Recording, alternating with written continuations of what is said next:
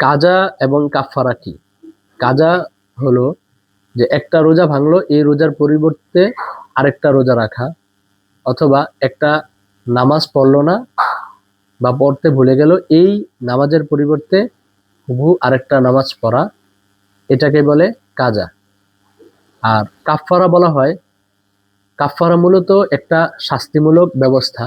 যেমন কেউ অসুস্থতার কারণে রোজা রাখতে পারলো না, তাহলে এই রোজার পরিবর্তে আরেকটা তার রোজা রাখা আবশ্যক।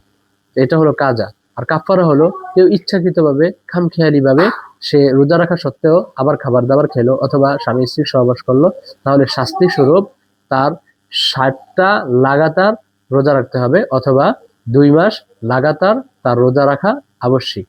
এবং কাজা তো অবশ্যই ওই রোজার পরিবর্তে আরেকটা কাজা রাখতে হবে, এবং পাশাপাশি 60টা লাগাতার রোজা অথবা 2 মাস লাগাতার রোজা রাখতে হবে। এই যে 2 মাস অথবা 60টা রোজা, এটাকে বলা হয় কাফফারা।